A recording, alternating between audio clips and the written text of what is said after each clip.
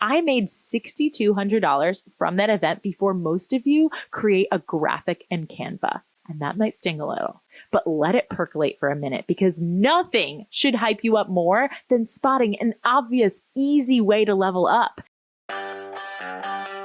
Welcome to Sincerely Future You, a podcast that helps ambitious women like you make decisions today with the future you in mind. You are listening to Sincerely Future You, the podcast. This is your coach, Jess McKinley-Wayno, and this is episode number 202. Today, we're going to talk to you about how your goals don't always make sense to track on a monthly linear fashion, like taking your goal for the year and just dividing it by 12. But I see so many of us do it. So how else can we do it? On this episode, we're going to break down other ways to stay on track for an annual goal and what to do if you're not tracking. But before we dive in, we got to slap you in the face in the loveliest cartoon way possible with a truth bomb, tough love, hype sesh. Let's go. It's time to speed up the process of turning your ideas into cash. It's 2024, and as I mentioned, we're not dicking around, okay? So some of you need to hear this message. If you have an idea that you've been sitting on for weeks, for months, years even, there is officially no amount of time that will make the offer ready for market. In my early days of coaching, like one of my very first clients, I embarrassingly, and I'm so embarrassed to admit this, but it's the truth, and we're full transparent business over here, I let her work on bringing an offer to market for 4 months. We spent sessions on her landing page, sessions in each of the modules, emails. We did a free beta test. We evaluated and reevaluated. And to be honest, procrastinated. I would never let the shit fly now because I know that your proof of concept, what you're looking for in the hypotheticals, is something that you can only find out from testing. And I know the difference between a perfectionist tendency and the tendency to just look at the numbers, get everything in line, and make sure that you're putting out something that's valuable. There is a huge difference. So I'm going to give you an example. On November 10th-ish of this year, I decided, okay, I want people to get a taste of the magic of Masterful CEO School. Wouldn't it be cool if it was 2 days and I could sell tickets for day 2 to anyone? Someone actually brought this to my attention. Oh, I really wish I could come to a live event. I was like, that would be cool. All right. I was thinking about it in the shower that day. I had created a landing page with a link to buy within 24 hours and started selling it the next day. I made $6,200 from that event before most of you create a graphic in Canva. And that might sting a little, but let it percolate for a minute because nothing should hype you up more than spotting an obvious, easy way to level up. And this is yours, my friend. We don't procrastinate work or deal in the hypotheticals in my coaching rooms and communities. We solve for X now, and then we go test it immediately. You hear all the novelty sayings. You buy cute mugs with do it scared or do it messy. But are you doing it scared and messy? This is why I'm always mind blown when people tell me that they need to wait to feel called or wait 6 more months so that they can be ready to be in the Masterful CEO School or the Splash Pad. There is not a single one of you that can't afford to be in the Splash Pad. How do I know? Because I've created offers that you can't afford not to buy. It actually costs you more money waiting 6 months or 1 month or even 1 week than it does to buy it. Even if you put $999 that it costs to buy the lifetime course of the Splash Pad on your credit card, you would be able to get this feedback, implement it, and make that back before it even hit your statement. What are we doing, people? Stop slowing yourself down at every turn. You're going to do the math, answer the questions, reverse engineer the plan, rip the Band-Aid today. Andale, people. Okay. You hype? It's time to dive into today's episode on money. If you're new to the show, welcome. We talk about 3 things here: time, money, and CEO drama. And today we're going to talk about money, money, money, money. It's January 15th as we're recording this. So by now you should have a revenue goal for 2024 and be working towards creating it. If you don't have one yet, don't spin out. Simply pick one. There are no right goals. Goals are just arbitrary numbers that keep our brain focused on creating solutions. So if you're listening to this from the future and it's August or something, you can use this concept to simply create towards your rolling 12-month goal. That just means any 12 months into the future, not a calendar year. People get so obsessed with what they're doing within a calendar year. And I think your rolling 12 months should always be the indicator of how you're doing. So if it's July to July, that's what matters, not just January to July, okay? Or not starting next January. Too often, I help a client set up a goal only for them to spend the next quarter obsessing over the fact that they're not tracking towards their goal. So what does this mean? We need to break it down so that you understand what it actually means to not be tracking towards something. I have had many years where my highest earning quarter was Q4. In fact, I had one Q4 that was double any other quarter. I wonder how I would have showed up and if I would have been able to create that result if I believed I'm not on track. That thought, when we think that thought, it leads to us phoning it in, us waiting for the new year, us lowering our goals, or just justifying instead of buckling down and finding a creative solution and the next level of our grit. Dividing a goal in 12 months, truly, it's the simplest way to do it. So let's talk out that option first. If you have a goal of $100,000 that you want to make or $1 million that you want to make, if you took that and you divided it by 12, you would have your number of what you need to earn in a month.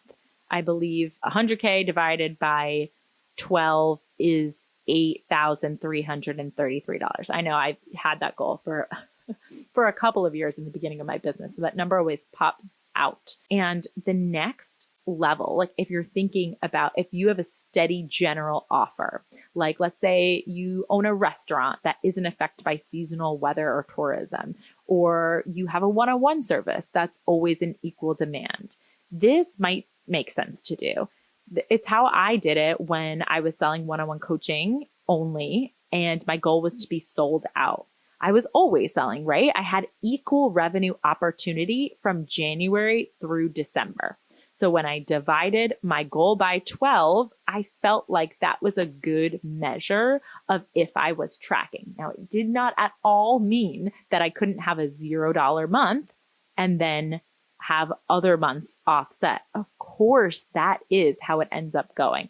The point is to make a simple plan for your brain so that it sees, okay, I'm not tracking. Something needs to shift or the goal needs to be higher. I can't have a 0-month January and then expect to continue to have the same month goals month over month, or I'll come in under. So I need to adjust. It's just a thermostat. It's showing you where you need to adjust. Sometimes it doesn't make sense to divide the goal in 12. So we talked about some examples of when it does make sense. So if that's you, great. But if you have a business that does launches, you're going to want to set goals that make sense monthly and quarterly in a way that reflects when you're launching. I know this sounds simple and obvious as I'm saying it, but I don't see too many of you guys doing this. It makes sense because the brain really likes to see linear math. We just like it. We want it to track. We want it to be even. We want it to be like fit into these perfect boxes. And even if it doesn't make sense, we have to get our brain on board. So now I have a business that operates in launches. Masterful CEO School launches 2 times a year, 4 if you count pre-enrollments too. And now I do. So I want to plan for that in my revenue goals. If I divided my 450K goal that I have this year for 2024 in 12, it would mean 37.5K per month. But the truth is, I want to create more than that in launch months and accommodate for less than that in non-launch months. Then what happens is when I have that first, so I first solve for the launches. So I'm saying, okay, I want the launch period to account for, let's say, 300K of my revenue, of my annual revenue to come, of my $450,000 goal 300K of it, I want to come from my launches. Then I break it down between the 2 launches, accommodate for some pre-launches, and I see where those fall. So I'm setting those to be a part of those month goals. So let's say I pre-launch in January and then I launch in March. I pre-launch in July and then I launch again in September. Those months are going to be 300K divided by 4. So it'll be 75K in those months. Now I also have payment plans. So it's not for me. We want to start to get overwhelmed here. Don't worry. We can still just say, okay, well, that just means that I'll have an influx, maybe a couple of pay and folds. There'll be more. So maybe I don't want the full 75K to hit in those months, but maybe I'll just say that instead of dividing it by 4, because my goal divided by 4, I believe is 32,500 a month. Instead, in my launch months, I'll have it be more like 50, and then I'll have the rest offset. And then what this does is your brain immediately has a math equation to solve for. Our brain loves simple math. Even those of you who don't like math, your brain, who is should be your favorite employee by now, or second favorite if you have an assistant like Janelle, begins to fill in the gaps. So it says, okay, so we got 50K here, 50K. So we actually have 200K accommodated for. There's 250K left. So if we divide that by 12 and we just say from the other not random things, right? So Splash Pad is a rolling offer. I can have people enroll all year round if we account for some of that. My one-on-one offers, as my one-on-one clients finish, I can sell another one-on-one spot. I can also sell events. I can think of new fun places where I can sell boot camps, and I can start to create and have fun. Last week's episode, right? We were talking all about fun, and I could start to create offers in the months when I'm not launching. I also will begin to ask, okay, well, I don't always want to be selling and launching just because I have the time. When do I truly want to be off? I get back to those time questions and I start to work in that ebb and flow. It really feels balanced. It feels fun. So I'll say, when do I want to truly be off? Okay, maybe I want to be off for 3 weeks in December for the holidays. Maybe I want to be off for 3 weeks in the summer. If I'm off for those 6 weeks, okay, do I want to be earning less in those months? How can I offset those months? Or, high quality question, how can I create more passive revenue so that I'm selling and there's more like runoff revenue into that month, instead of just saying, okay, if I'm not putting in the hours, I'm not going to create the revenue. Time and money are not interlinked in such a solid way, right? Okay, so that's how I would do it if I had a launch business. I do, but that's how I do it. But if you have a launch business, this is how you're going to want to do it. There are also seasonal businesses. So now I don't fully subscribe to the fact that there are seasonal businesses, but I know that it's industry standard, right? If you're in the wedding industry, there are certain seasons where people tend to get engaged and be talking about weddings more, than tend to want to have their weddings. Fine. Yes, do people get engaged all year round? And are people buying all year round? Yes, but fine. We also want to throw our brain a bone and account for some of that off the bat to make our goal setting easier. Let's say you're a tax accountant, for example. You're probably not going to get an influx of clients in June or July because it's right after tax season. People don't even want to be thinking about taxes at all over the summer, but you're probably going to get a ton of influx in December and January, February, March, April, right? Because that is when people are in the tax season. So like I said, if you have a seasonal business, you're going to want to set up your goals monthly so that it makes sense in tracking towards your annual goal. And then if once you are setting it up in that way, you're not tracking during the high season, we still don't give up. We can always solve for X, but we want to give our brains all of the strategies to set it up for having the easiest receiving, and then we'll solve for all the hard parts afterwards. So whether you have a general equal opportunity offer January through December, whether you're in launches or you have a seasonal business, you are always going to be reevaluating and then comparing your actuals with your goals. I have had my bookkeeper, Natalie, on this podcast. I would absolutely go back and listen to that episode where we talk about future focus accounting, where we talk about projection reporting.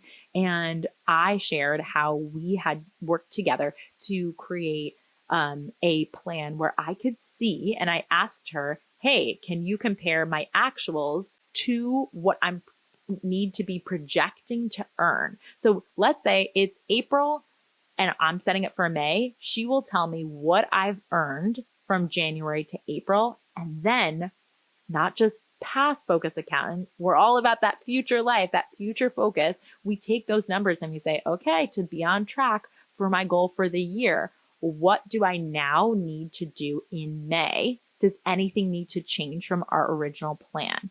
And so we'll have a conversation. She might suggest, okay, we want to up it, divide by the rest of the months. And I might say, okay, you know what? Never mind. Maybe we want to add in another offer, or maybe it would feel more luxurious to add in another pre-launch or a bonus or a boot camp, or maybe it makes sense to raise a price of something. And so there's so many different ways that we can solve for X, but you won't even think to do that if you're not reevaluating and comparing your actuals.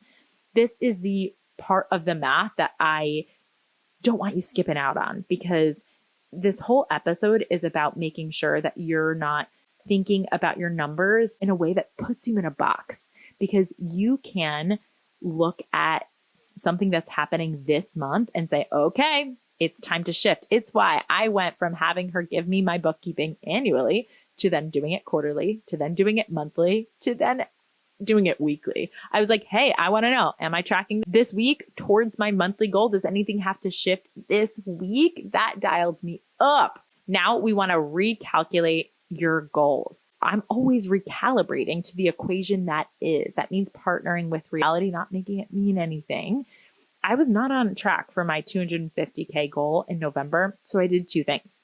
I created and sold the live event for Masterful CEO School, day 2. I told you about that.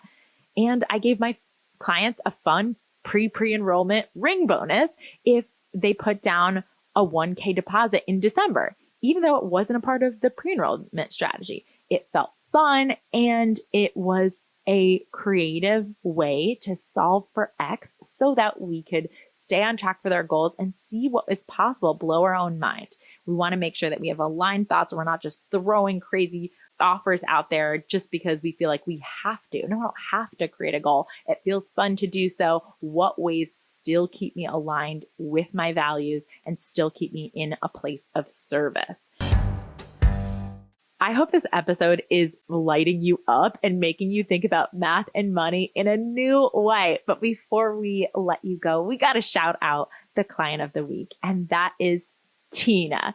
Tina is a one-on-one client of mine, and she is a professional organizer, and she has shown up since day one of our coaching. We're only a couple of weeks in. I think we've had our 3rd session today, in total new energy. She is constantly sharing her wins and celebrating in a daily way. It's so fun. She is in an all-in mentality, that mentality that I was talking to you guys about last week, where I just wonder, right? Are you toe dipping, or are you all in on your goals? And if you are going to pursue a big life and a big business, we got to make sure that your mind and your body and your actions are all in alignment and they're matching. And that's what it is to be all in. Tina is doing that. She is already tracking in month 1 towards her impossible goal. We talk about how this is so rare. We're usually not tracking linearly, but she is, because she's attacking her goals from air, land, and sea. She is raising her prices to match her luxury service and goal. She's simplifying the customer journey to buying. We worked on that. We cut out all the clutter and all of the ways that she was people pleasing her clients into not bothering them into her offers, when the truth is she knows that her perfect people, they need this, they want this, they're ready. And she's zoning in on the value of specific offers and then selling her face off with them. I'm so proud of you, Tina. It's been so fun to watch you show up and blow your own mind with what's possible. Keep inspiring us. There are too many ways to reach your goals for you to let a little thing like your monthly goal not tracking perfectly towards your annual goal get in the way. Let the math catch up with your vision. Keep looking at the numbers. Don't avoid them. Don't, sweep them under the rug. Look at them logically. Find creative solutions and solve for X. Go have a kick-ass weekend and then tell me about it. Connect with me over on Instagram at Jess McKinley Wayno. That's JessMcKinleyUyeno. Or leave us a review and let us know how you're taking this work and turning it into results, turning yourself into a masterful CEO. That version of future you that we all know is just waiting to slap you on the back, give you a high five, a little smooch, and say, I always knew you could do it. We'll see you next week.